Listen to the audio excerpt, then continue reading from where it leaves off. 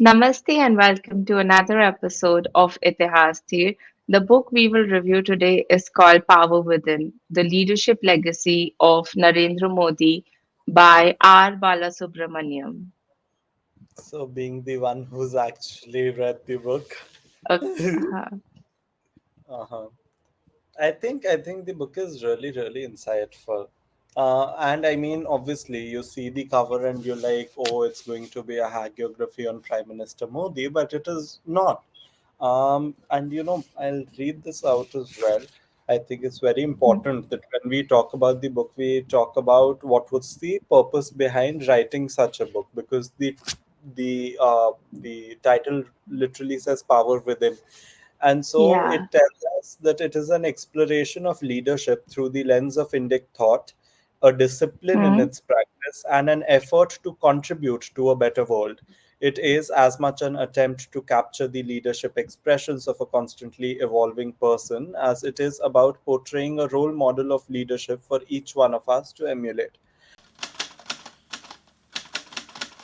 And so basically, leadership is a very Western concept. I feel like it is a very colonial concept that has been enforced on us. We haven't really, we've had leaders, obviously we've had many leaders, but then the formalization of leadership as a concept, and to teach leadership with a certain lens, to teach it with a certain perspective, I think it's a very Western thing. And so while R Balasubramaniam has used a lot of definitions and uh, a lot of context that is Western in nature, and he is taken and he is quoted that, he is also quoted and he is related that to real life. He's given examples with regards the leader of Prime Minister Modi, as to how the Indic scriptures teach teach leadership as a concept, and he's not limited himself to Hindu scriptures per se, like the Samhitas or the uh, Upanishads, etc. He's also talked about things like Chanakya's Arthashastra, for example, and he's talked about Okay. right. So he's talked about leadership strategy as as a overarching concept, and then he's gone into the leadership of Prime Minister Modi as an example to everything, and he's essentially shown that he's a very capable leader, and people should emulate his leadership style. People should try to follow his example.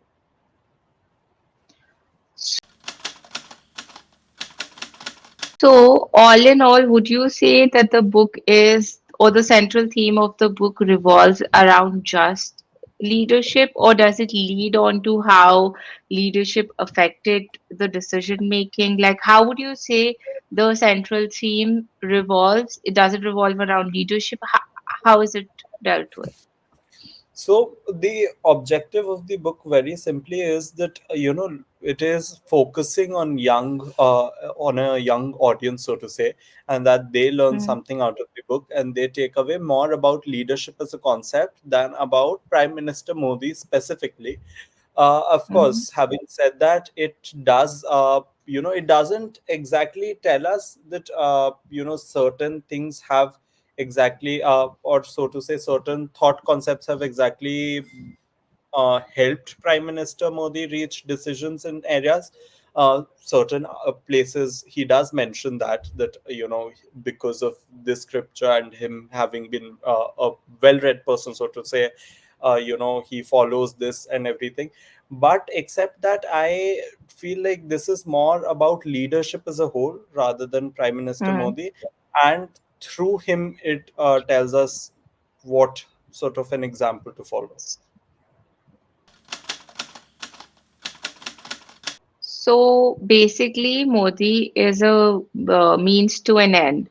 He's more like an is used more like an example to emulate how leadership helps in decision making and running the country, and how it is used to establish the, so to say, power. I mean, see, it's more of a thing where you sort of, if you're from the BJP, you would probably think that the book is about Modi itself. Being a sort of a, I won't say I'm neutral per se, but I would say that I read books with a very neutral outlook when I read them. So, Hmm. for me, it was more about leadership. It was with the example of Modi. Yes, Modi served as examples, and so we would have these chapters that essentially began with shlokas that so all the yellow markers are for the important bits that come from Indic scripture, so to say, and what they teach us about leadership. So all of this is how he sort of maintains a leadership narrative throughout the book. He gives a shloka at the starting of a chapter. He gives a tiny little bit, so a sort of a summary of the chapter, so to say, Hmm. on Hmm. the first page of the chapter. And then when you begin reading it, he talks about leadership as a whole. He delves into the concepts. He has shown the process of evolution of the term leadership, of the thought concepts around it, and then he delves into multiple things that the prime minister has done, and he sort of asks us to follow his example. It's not just, so a lot of chapters, I would say that the majority of the book in its length is devoted to examples and is devoted to helping us understand how to apply the concepts in real life. And so it does talk about prime minister a lot, but it is not about him. Okay. So, can you give some examples of it? So basically, you asked me for an example. I think one of the best examples for this would be when Dr. R Balasubramaniam talks about PM Modi and his crisis Hmm. management during the COVID-19 pandemic. Right. So, in the book, he specifically tells us that Prime Minister Modi was already having meetings regarding COVID-19 and its possible impacts with his cabinet, including the then Health Minister Dr. Harshvardhan, the current Health Minister Mr. Mansukh Mandaviya, and so on. And he essentially highlighted in those meetings that were happening, by the way, as far back as December 2019, when the thing had just started. And he was Oh. talking about how it could possibly impact India, how they should be ready for it, how they should already have a cooperation plan in place between different ministries, 7 to 8 different ministries. If it enters India, what should be their possible steps that are taken? How would a lockdown be initiated, and so on?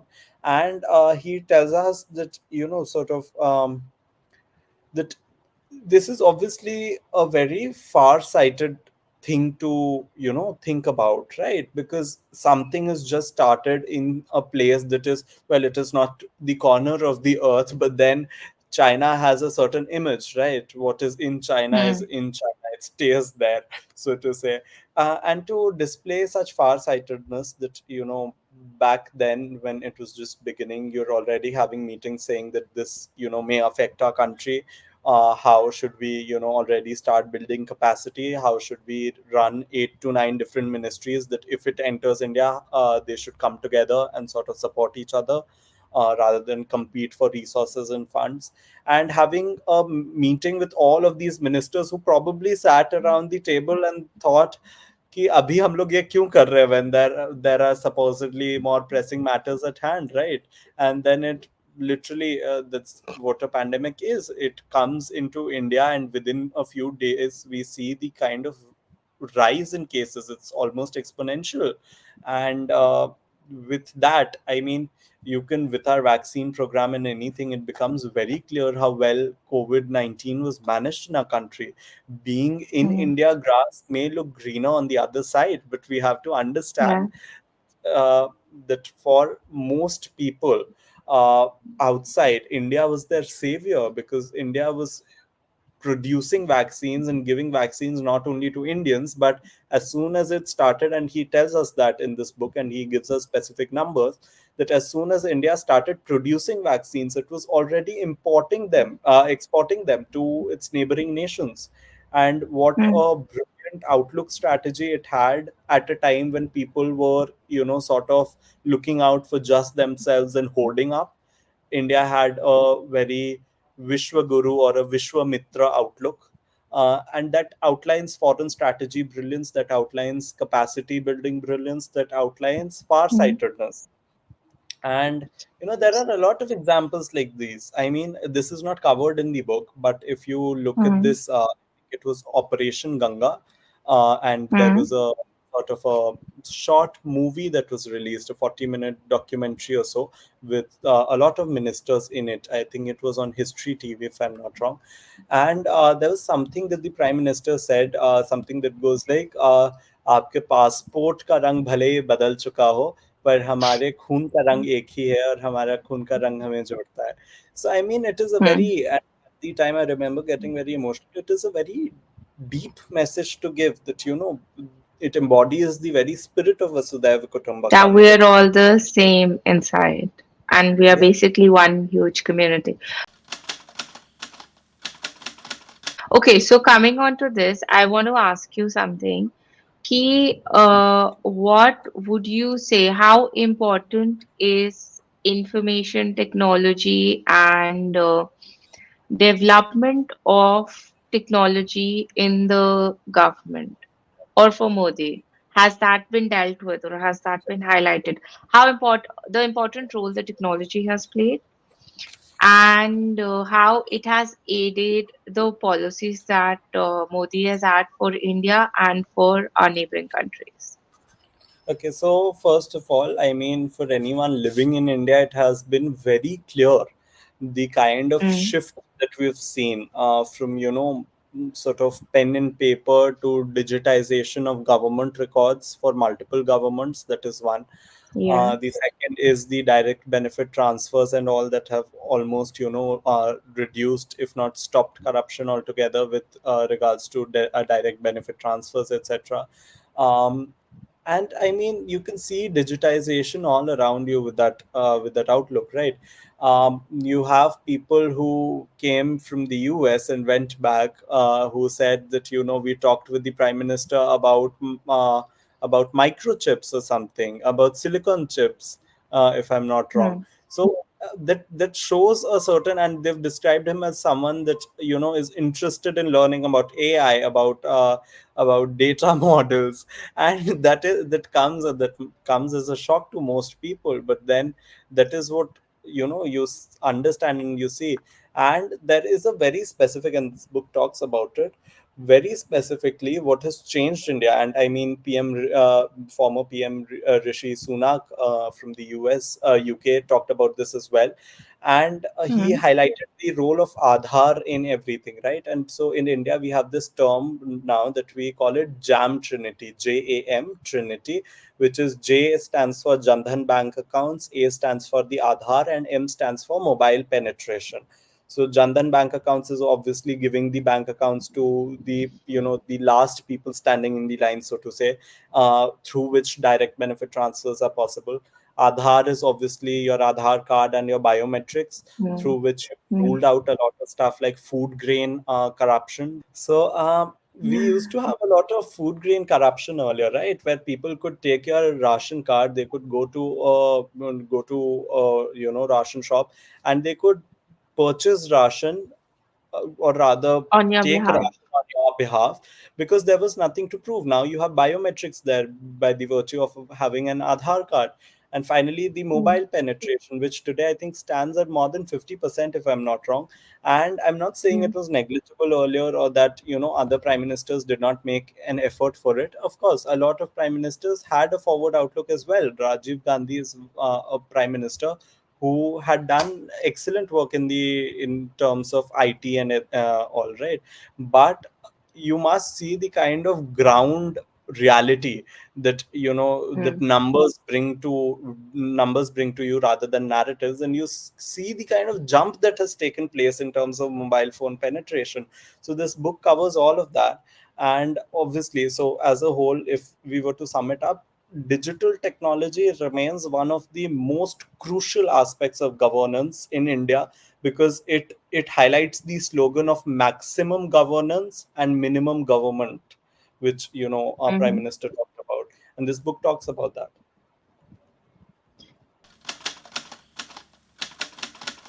Okay, so coming on to the next part, how does Modi's personal philosophy affect his decision making? And what would you say, like, did R Balasubramaniam, does he talk about his approach towards spirituality and, self-discipline? Like, does it contribute to his leadership and decision making, so to say? First of all, I'll take the spirituality part up first, which is that R. Balasubramaniam, throughout his book, has highlighted a lot of incidences where Prime Minister, being at the time, in junior positions in the BJP, and then as a chief minister, he Mm, talks about several such incidences where he would go off and he would meditate for a few days at remote places. And today, when you see him do that at, say, the Vivekananda Center, you feel like mm, it is all just for media, right? That is what mm. an average voter or an opposition member might feel. But when you delve into history, that when there were no cameras looking at him, really, and he used to do it back then to, sort of meditate and everything, that So puts this is things not a in perspective. political stunt. This is not a political stunt. It It is did a benefit part them of him. politically. It did Yeah, yeah, benefit it them did politically, but benefit. I Yeah. don't think it was a political stunt for him when he did it. Hmm. Because see, Hmm. he talks about when Modi was, I think, a pracharak, if I'm not wrong. It might be a different position, and he wasn't really in a very senior position. But under his Hmm. leadership of sorts as a pracharak, they had won the election then, Ah. the Gujarat elections, and Hmm. being one of the members who sort of campaigned and everything, he was very happy. But as soon as they won, he went on a 1 or 2 day spiritual sort of a journey, and he Retreat. went to Okay. meditate after the victory, which is very important, I think, because people remember to meditate before but not after a lot of times, right? And this shows some strength and mettle in character as well. Coming to your first part, as to how his personal thought, so to say, or personal beliefs involve in his decision making actively. Well, first of all, you have a lot of statements from his cabinet ministers and people who worked with him, and there are a lot of statements by them. There are a lot of anecdotes that they share. The one with Smriti Irani talking about her son and how he Sun being in suddenly the fell hospital. ill, and how the prime minister sort of supported her throughout while she was taking questions that were not exactly portraying her in the best light. There was a whole fiasco over the 25th December ki chutti hata di wala whole situation that happened. Hmm. And he was such a compassionate leader that shows a certain part of his character. For example, this is exactly verbatim what I'm saying. Uh, Hmm. Dharmendra Pradhan, a minister in his cabinet, puts it succinctly: a person who speaks less but learns a lot, allows for deliberations and debate, a person with conviction in the system's approach, with an eye for detail, and possesses the unusual blend of being a rishi and a ruler, a Raj Rishi. So I think this sums it up very perfectly. There's nothing better that you can say after this. It is the quality of that spirituality and the mettle of a leader. And Hmm. you know a lot of his decisions, we see that it has not stemmed currently, it stems from his childhood moral beliefs.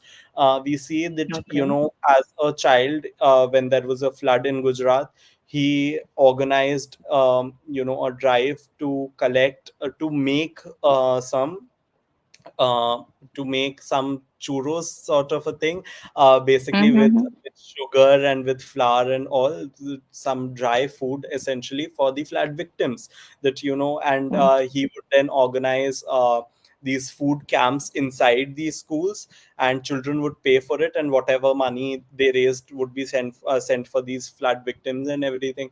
And you see that kind of rescue work and that kind of, society, community work rather, that he was doing at that time.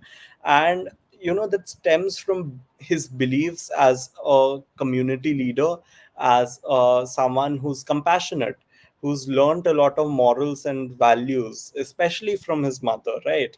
So all of that is covered in the book. And then obviously, you get from then to now sort of a feel, and Hmm. you see Hmm. that nothing really has changed in his character.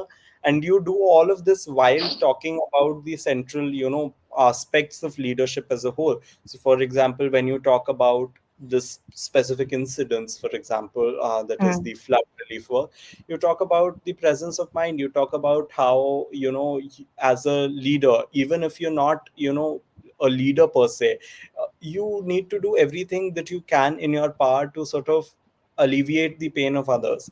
It talks about compassion, it talks about the presence of mind, it talks about, just getting out on the field rather than being in your armchair and critiquing.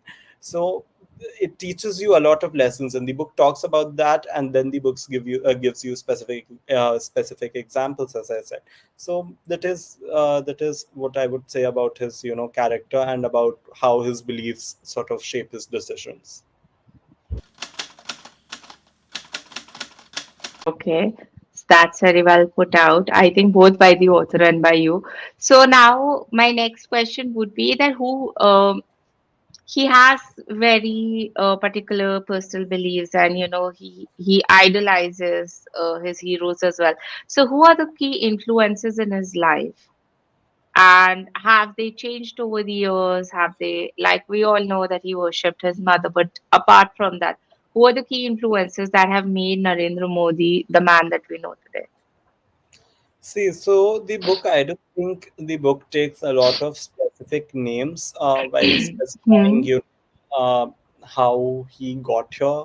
Rather, I Yeah. mean, who influenced his life. It does talk about his mother at certain Hmm. instances, but it does not talk about prominent individuals as such who shaped Okay. up his life, or for that matter, anyone else. It does talk about his friends and how he worked with them and everything, but other than that, there's not much. And I mean, it's understandable, seeing that he does not come from a strata of the society where he could immediately interact with these leaders and get into that sphere, Hmm. right? He built everything from the Yeah. ground up because of his character, so to say. So he does not have a lot of those interactions. So that is one thing. But then other than that, I don't think the book highlights specific characters, at least nothing that I remember, where he Okay. yeah.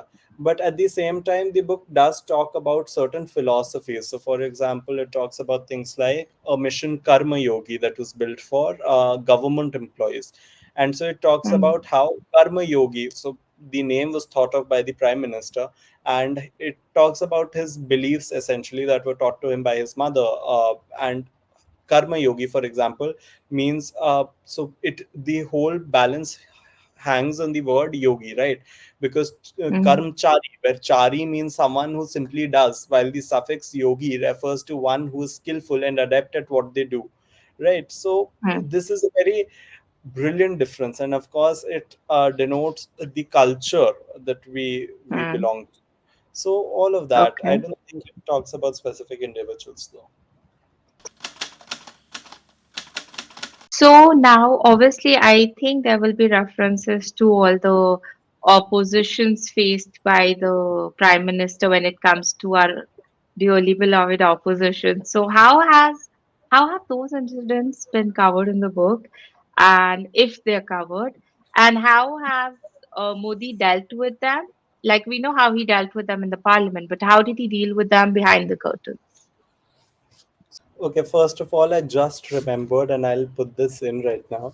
Mm, So when you talk about specific individuals that he sort of looked up to, one name does pop up, and that is Maharaj Shri Sayaji Rao Gaikwad the third. And if you don't remember, I was just telling you this a few days ago. Maharaj Sayaji Rao Gaikwad was the person who essentially, walked away. So you had to, when King George came to India, you had to bow thrice and without showing your back, walk backwards. Yeah. Without showing your back, walk backwards. Yeah, I said that right. That sounded wrong in my head. So so he bowed once, he turned his back, and he walked away with a lot of sass. So he was that person. He talked about a lot of, reform. He was the person who, sort of tried giving an equal say to a lot of people who did not have an equal say in the kingdom. Then he stood for reforms within his kingdom. So everything like that. So I mean, that is a very important thing, right? And this is not exactly, who he looked up to, but rather people looking up to him, I think. But one of the people who was appointed the chief secretary at Jammu and Kashmir at Hmm. the important juncture when 370 was abrogated. The Okay. BVR, I mean, I'll have to find the name, but he's referred to as Mm-hmm. BVR. He essentially, the author talks about how the prime minister made sure that the chief secretary at the time knew that he had his support no matter what, and that he could take decisions without, relaying it on a minute to minute basis before he took these decisions for the security of the state to the prime minister. And that, as a important leader, he had his back. And should something go awry, he would take the responsibility and would not leave that poor person, in the dirt, so to say.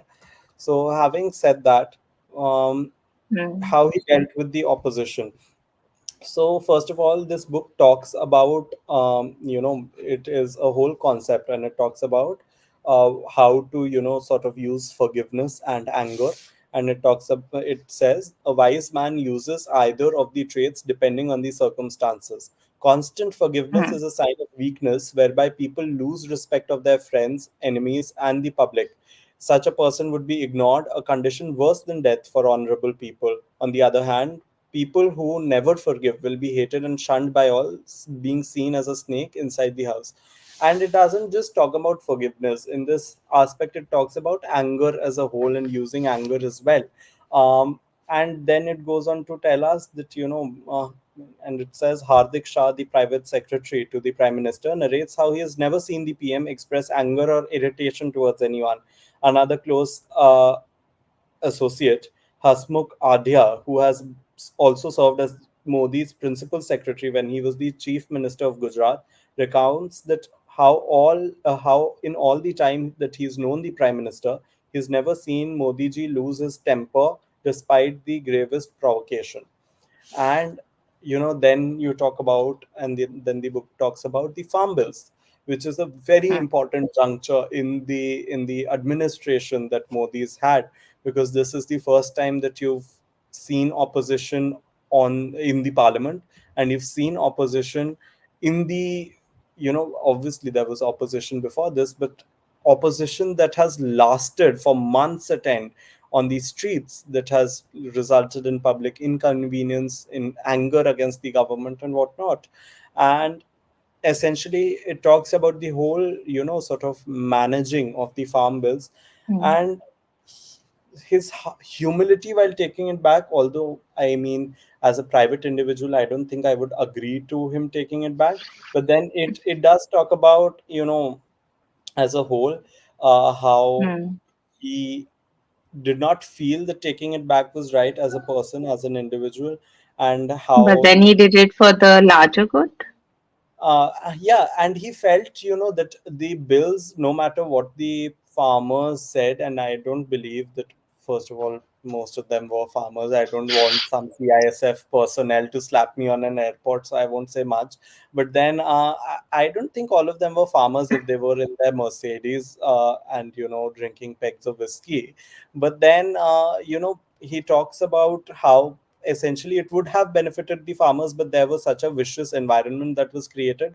And so you see this one side of him that airs out Hmm. all the facts as they stand, and he does not mince his words while saying how, sort of they've not been able to explain the truth to some farmers, and how the opposition has sort of vitiated the air on the matter and misled a lot of them.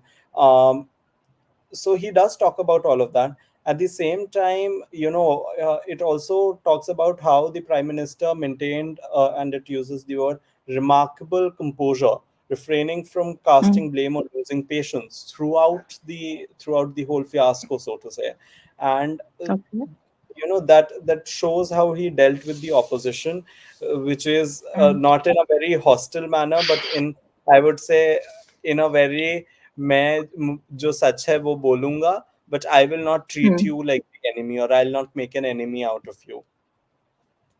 So all in all, like it was a very neutral approach. Like he'll also slap you, but he'll not be like, take it next time also when I come, I'll just slap you for the heck of it, so to say. Yeah, If I it think is, he's a very balanced leader in that way, mm, is what this book okay. portrays. You know, uh, So he then he what I remains would with his like to team. also, He remains with his uh, team regardless of the opposition that he faces, and I think that is okay. something that I is mean, that pointed out. speaks volumes. Yeah. Yeah. So, coming to the last question, what are your key takeaways after reading the book? Did it change your perspective of the Prime Minister, or did it add conviction to the notions you already had about him and to all that you knew about him beforehand? How did it affect that? So see, I mean, anyone who goes to my Twitter or my Instagram will be able to guess that I do like the Prime Minister in a lot of the decisions he's taken. Of course, that does not mean blind obedience and agreement with Mm, everything, right? You have your own yeah. perspective with a lot of things, and you can criticize for a lot. But seeing the way the country has shaped up over 60 years and what has happened, and seeing the developmental stride that we've taken over the last 10 years, um, it becomes clear, I mean, at least to me, that he is a man that is worth supporting. So, as such, this book did not add a lot of, sort of, I don't think it added a lot of conviction to that, so to say, Mm, because I already had that. I wouldn't, again, specific to me, I wouldn't say that it added a lot of facts either, because this was mm, not meant to be a very fact laden book, so to say. It gives examples and yeah. it gives facts within those examples, but it is not like a fact laden book. It is not historical in nature, right? Um, Mm, but I would certainly say, see, I've read a lot of books on this, right? And so, for example, this book called A New Idea of India by Harsh Madhusudan and Rajiv Mantri. It is very fact heavy, and it gives you all the facts that are contained in this book as well. So, for example, the jam trinity, or the mobile phone coverage as such, roads, infrastructure, everything. So it's covered in that book as well, and a lot of it is covered in this book. But the premise is very different, right? Right. So mhm, I did not, feel like I was gaining a lot of facts from this. But as someone who's starting his journey and who's reading this from a leadership outlook, to understand the concept, to gain an indic knowledge about the concept, he would certainly gain a lot of facts from it. And more okay. than anything else, he would gain a lot of knowledge about the index systems, that Mhm, sort of stem from different. So we are obviously not people of the book, so to say. We have a lot of books. We are people of the libraries, so to say, if I were. We have hundreds of books, right? Some of yeah. them some of them some of them religious rather, and some of them non-religious, forming a part of the larger way of life, or dharma, right? And he covers a lot of these books while talking about Mm, leadership as a whole. And so okay. the one thing that I've gained through this book more than anything else would be the approach to leadership. I mean, obviously, if someone says a leader should be compassionate, that is nothing new. I'm not learning anything new when someone says that. But when someone connects it to a Western philosophy, connects it to then the Indian philosophy, and then connects it to an example, there is a certain lasting impact that is created, rather than just Mm, hearing a word and hearing a directive principle, so to say. Yeah. And more than anything, I love quoting things. So more than anything, I love how the book is laden with, Sanskrit quotes, scriptural quotes, and it constantly refers to them. So that would be my key takeaway. The book ends with sukhasya moolam dharma, dharmasya moolam artha, अर्थस्य मूलम राज्यम राजस्य मूल्यम इंद्रिय जय इंद्रिय जयस्य Moolam विनयः विनस्य Moolam वृद्धोपस pasevo, and which translates to the basic of all sukha or all pleasantness is dharma, the basis of all dharma is arth or wealth, the Hmm. basis of all artha is rajya or the state, the basis of stability of the state lies in control over the indriya, or the sense faculties providing pleasure. And if you remember, this is one of the quotes that Ami also ended with. Uh, Army use, yes. so, I mean, the book is very heavily laden with Indic concepts of, leadership. And that is the Hmm. key takeaway for anyone reading this book. Not just Prime Minister Modi, not just examples, not just facts. It fulfills the premise that it sought out to fulfill, that is, teaching a younger generation about leadership, Indic Okay. leadership. So, with that, we come to the end of yet another book review podcast. And we will see you all